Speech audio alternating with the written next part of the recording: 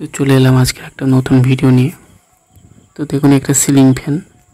তো এই সিলিং ফ্যানগুলো প্রত্যেকের বাড়িতে থাকে, আর এই সিলিং ফ্যানগুলো খুব অল্প দিনে নষ্ট হয়ে যায়। তো কেন অল্প দিনে নষ্ট হয়ে যায়, লং লাস্টিং কেন করে না, তো এই ভিডিওর মধ্যে দেখানো হবে। তো আশা করছি আপনারা ভিডিওটি পুরোটা দেখবেন, তাহলে বিস্তারিত বুঝতে পারবেন কি সমস্যা আর কিভাবে লং লাস্টিং করবে আর কিভাবে এগুলো রিপেয়ারিং করতে হয়। তো ভিডিওটি লাস্ট পর্যন্ত দেখবেন, স্কিপ করে দেখবেন না, কারণ এটা শেখার জিনিস। কোনো একটা স্টেপ মিস হয়ে গেলে সেগুলো সমস্যায় পড়তে হবে। তো আমি প্রথমে লাইন দিয়ে দেখিয়ে দিচ্ছি। দেখুন পাখাটা দেখুন ফ্রি ঘুরছে, কিন্তু লাইন দিলে জাম হয়ে যাচ্ছে। এই দেখুন, তো এটা কেন হচ্ছে, কি কারণে হচ্ছে। তো আবার ঘুরিয়ে দেখাচ্ছি। এই দেখুন, আবার যখন দিচ্ছি কারেন্ট তখন এরকমই জ্যাম হয়ে যাচ্ছে। তো এটা কেন হচ্ছে আর এটা হওয়ার কারণটা কি, তো এটাকে খোলা যাক, দেখা যাক কি সমস্যা। তো আমি প্রথম কানেকশানগুলো খুলে নিতে হবে। এগুলো ক্যাপাসিটারের যে স্ক্রুপ আছে, এই স্ক্রুপগুলো খুলে নিতে হবে। আর এই যে কানেকশানগুলো খুলবেন, যদি নতুন হন তাহলে দেখে খুলবেন, নাহলে তারগুলো উল্টে যাবে, সমস্যা হয়ে যাবে। তো আমি স্ক্রুপগুলো খুলে নিয়েছি তাড়াতাড়ি। তো এইভাবে চাপ দিয়ে আমাদের বডিটা এইভাবে খুলে নিতে হবে।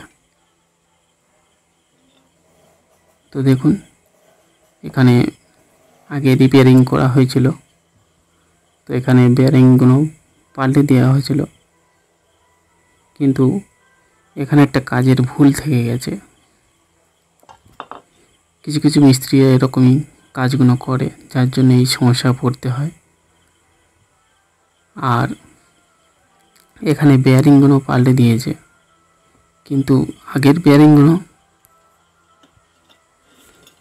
বেয়ারিংগুলো খারাপ হয়ে গেছিলো, যার জন্য এগুলো পাল্টে দিয়েছে, কিন্তু মেন কাজটা করেনি, যার জন্য এই সমস্যাটা আরও পড়তে হয়েছে। তো প্রথমে এরকমই স্যাপটা খুলে নিতে হবে।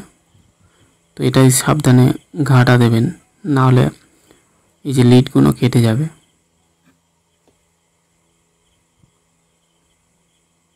তো লিডগুলো এইভাবে ভালো করে এর মাঝখানে দিয়ে দিতে হবে, দিয়ে এইভাবে চাপ দিলে আমাদের কয়েলটা খুলে যাবে। তো দেখুন, এটা খুলে গেছে। আর এই যে বেয়ারিংটা দেখুন, একদম নতুন বেয়ারিং। তো এইখানে দেখুন, আগের যে বেয়ারিংটা ছিল সেই বেয়ারিংয়ের জন্যই এই শ্যাপটা খারাপ হয়ে গেছে। দেখুন, তো এই শ্যাপটা কেন খারাপ হয়ে গেছে, কেন বা খারাপ হয় এই শ্যাপটা। আমরা অনেকে বাড়িতে পাখার মধ্যে কিন্তু আওয়াজ হয়, তো তখন আমরা খেয়াল করি না যে কেন আওয়াজটা হচ্ছে। তো তখনই বেয়ারিংটা খারাপ হয়ে যায়। আর বেয়ারিং না ভালোভাবে সময় মতন যদি না রিপেয়ারিং করা হয়, মানে চেঞ্জ করা হয়, তখন কিন্তু এই শ্যাপটা খারাপ হতে থাকে। তো দেখুন এখানে কি অবস্থা হয়ে গেছে। আর এইরকমই সেম একটা শ্যাপ নিয়ে নিতে হবে। তো এটা লাগিয়ে দেখবো আমরা ঠিক চলে কি না। তো এই যে শ্যাপটা যদি লাগান, ওটাতে স্প্রিং দিতে হবে, আর এই শ্যাপটা কিন্তু স্প্রিং দিতে হবে না। দেখুন, তো আমি যেটা আছে সেটা সেমটাই লাগাবো। তো লাগিয়ে দেখব আমাদের কাজটা সাকসেস হয় কি না। তা এই যে শ্যাপটা, এই শ্যাপটা মেশিন দিয়ে খোলা যায়। আবার আমাদের যদি না মেশিন থাকে, এরকমই একটা পাইপ কাটা নিয়ে নিতে হবে। নিয়ে এইভাবে লাগাতে হবে, কিন্তু খুব সাবধান, উল্টোপাল্টা হয়ে গেলে কয়েলের লিড কেটে যাবে, তখন আরও সমস্যায় পড়তে হবে। তো একটু সাবধানে ধরে এইভাবে ওপর দিয়ে ঘা দিতে হবে, এইভাবে। তো দিলে এটা পাইপের মধ্যে খুলে পড়ে যাবে, আর বেশি সমস্যা হবে না। তো দেখুন একদম সেমভাবে খুলে গেল, কোনো সমস্যা নেই। তো এটা এইভাবে খুলতে পারেন অতি অল্প খরচে। তো আমাদের এখন এরকমই সেম যে শ্যাফটটা নিয়েছি ওই শ্যাফটটা লাগাবো। তো দেখুন এরকমই সেম দেখে লাগাবেন, উল্টোপাল্টা শ্যাফট হলে কিন্তু লাগবে না, তখন অনেক আরও সমস্যায় পড়তে হবে। তো প্রথমে এইভাবে লাগিয়ে দেবেন, আর যে কয়েলের তারের দিকে যে ছিদ্রটা আছে ওইটা রাখবেন, নাহলে ঘুরে গেলে লিডগুলো আর লাগবে না। তো আমাদের সেমভাবে এরকমই যেরকমভাবে খুললাম সেইভাবেই লাগাবো। তো এইভাবে দিয়ে এখানে কিন্তু আর হাতুড়ি দিয়ে মারা যাবে না, এখানে একটা এরকমই কাঠ দিয়ে মারতে হবে, কারণ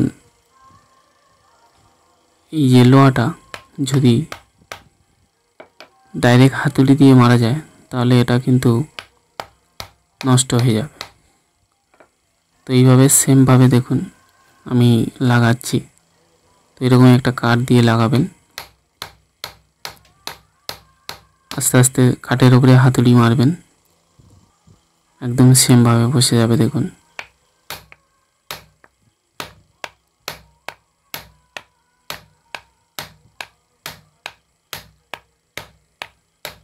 দেখুন একদম সেমভাবে বসে গেছে,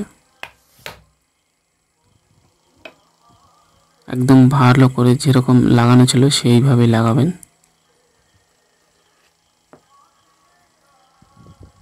তো দেখুন আমাদের একদম পরিষ্কারভাবে লেগে গেছে, আর এই যে ছিদ্রটা দেখুন একদম সোজাসুজি লাগানো হয়ে গেছে। এটা ভুল করে ঘুরিয়ে লাগাবেন না, তখন লিডটা ছোট হয়ে যাবে, আবার লিড কেটে জুড়তে হবে, অনেক সমস্যা পড়তে হবে।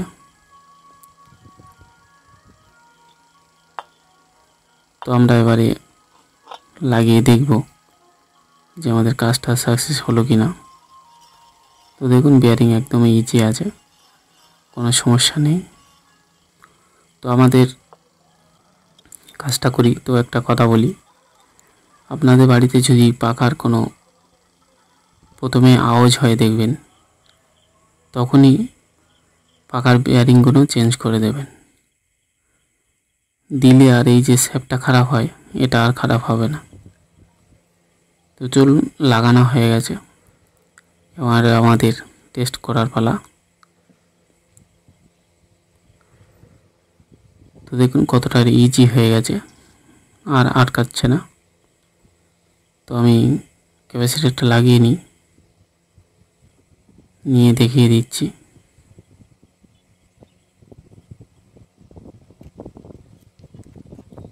তো যেইভাবে লাগানো ছিল সেরকম সেমভাবে লাগাবেন। তো এবার বোর্ডে লাইন দিয়ে দিচ্ছি, দেখুন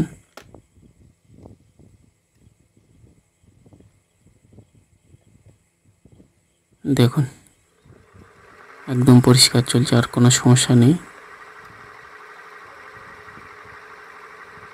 আর স্প্যানের স্পিডটাও অনেকটা বেড়ে গেছে।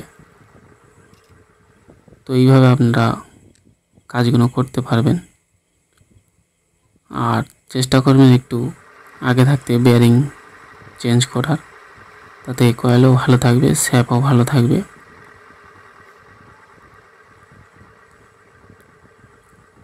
তো দেখুন কতটা ইজি হয়ে গেছে।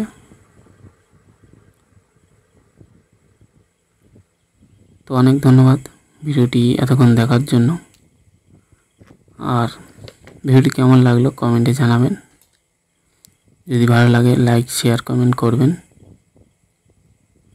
আর চ্যানেলটি সাবস্ক্রাইব করে পাশে থাকবেন। আরও এরকম নতুন নতুন ভিডিও আনার চেষ্টা করব।